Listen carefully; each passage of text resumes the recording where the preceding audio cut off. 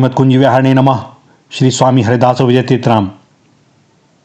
जिस प्रकार पृथ्वी का स्वभाव गंध है, जल का स्वभाव स्वाद है, अग्नि का स्वभाव रूप है, वायु का स्वभाव स्पर्श है, वैसे ही भगवान का स्वभाव है प्रेम। स्वभाव ही स्वरूप होता है, अतः भगवान प्रेम रूप हैं, रस रूप हैं और आनंद रूप हैं। और प्रेम का स्वभाव लीला है। इस तथ्य को समझने के लिए एक लौकिक दृष्टांत लेते हैं। जैसे किसी नायक का एक नायिका से प्रेम हो जाए, अब उसका संसार बदल जाता है। सारी वस्तुएं उसे सुंदर लगने लगती हैं, आकर्षक लगने लगती हैं, यह जगत रंगीन हो जाता है। अब नायिका के बिना उससे रहा नहीं जाता। वह बार बार उसके आसपास, उसके क्षेत्र में मंडराता रहता है। कभी एकटक निहारता है, कभी मीठी मीठी बातें करता है, और इतनी बातें करता है कि मानो वे कभी समाप्त नहीं होती।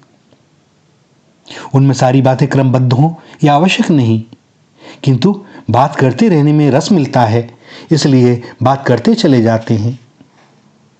ये जितनी क्रियाएं हो रही हैं, यही तो लीला है।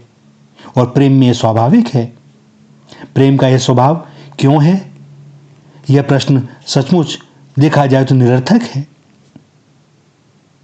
पति पत्नी का जो प्रेम है, वह भी वस्तुतः उसी प्रेम रूप प्रभु का ही अंश है। जैसे ईश्वर का सतअंश सर्वत्र बिखरा हुआ है, वैसे ही उनका प्रेमांश भी सभी प्रेमों में बिखरा हुआ है।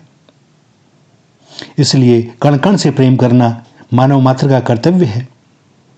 राष्ट्र प्रेम, विश्व प्रेम, भातृ प्रेम, पितृ प्रेम, पुत्र प्रेम, समस्त प्रेमों में उन्हीं प्रभु का प्रेम अंशतः व्याप्त है।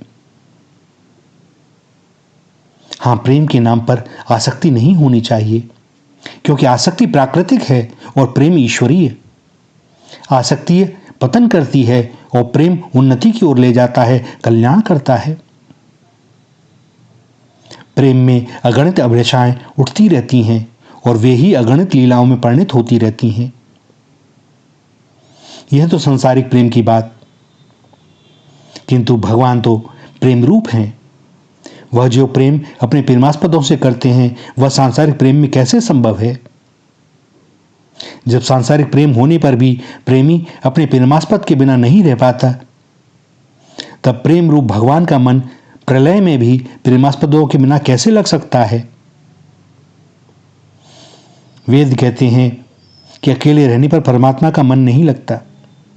अर्थात प्रलय अवस्था में जब भगवान एक थे, अद्वितीय थे, तब प्रेमास्पदों के बिना उनका मन नहीं लगता था। प्रेमी तो अपने प्रिय को देखना चाहता है, उसे छूना चाहता है, स्पर्श करना चाहता है, उसे गले से लगाना चाहता है। और फिर क्या? तुरंत ही उन्होंने अपनी प्रेमास्पदों को प्रकट कर लिया और स्वयं चिन्मय शरीर धारण कर उन्हें हृदय से लगा लिया। कैसा सुहावना खेल! जब स्वयं प्रेम शरीर धारण करके प्रेमी बन जाता है और अपने प्रिय को अपने सुकोमल अंक में भरकर अपनी आंखों की स्निग्ध छाया प्रदान करता है, सहलाता है, तब मुक्तों को ब्रह्मानंद में जो उल्लास उठते होंगे, उसकी क्या कोई सीमा है, रह जाती होगी? यह लीला कितनी लुभावनी है, कितनी आनंददायी है। किंतु बिना सृष्टि के न तो लीला स्थली बन सकती है, न भोग्य जात बन सकते हैं, और न लीला में भाग लेने वालों की भीड़ खड़ी हो सकती है। इसलिए सृष्टि की रचना होती है।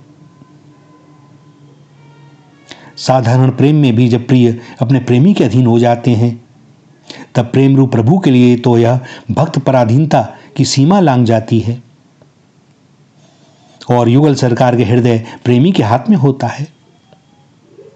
प्रेमी को छोड़कर भगवान अपने आप को भी नहीं चाहते।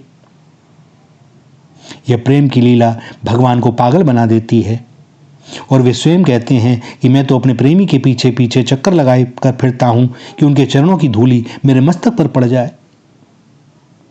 है ना यह बाबरापन?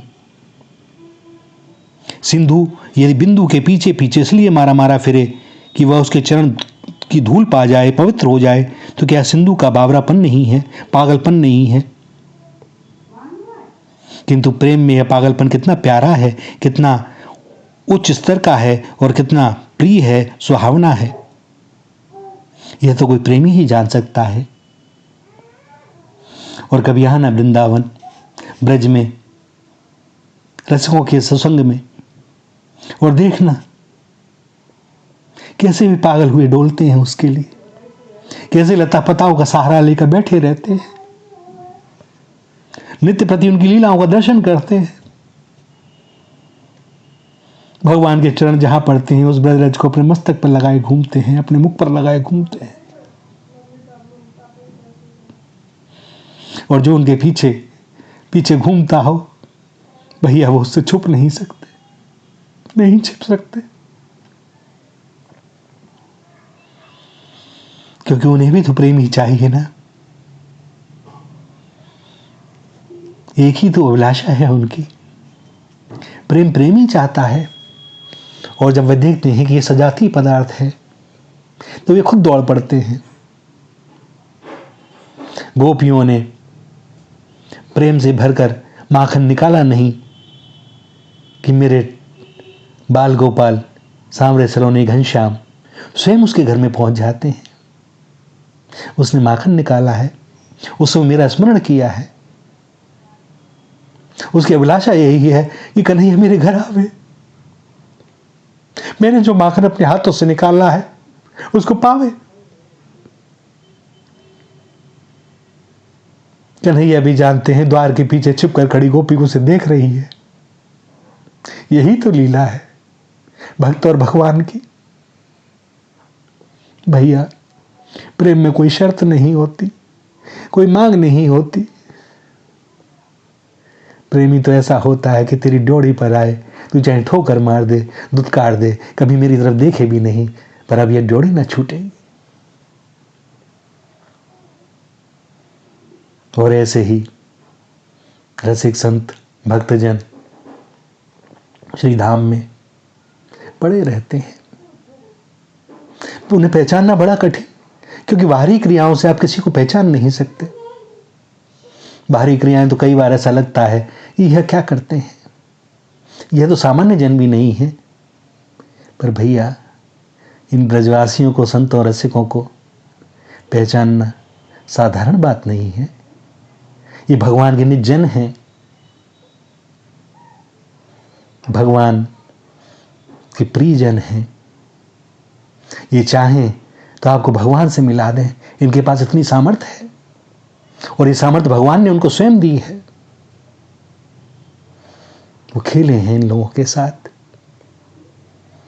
खेलते हैं आज भी और खेलते रहेंगे,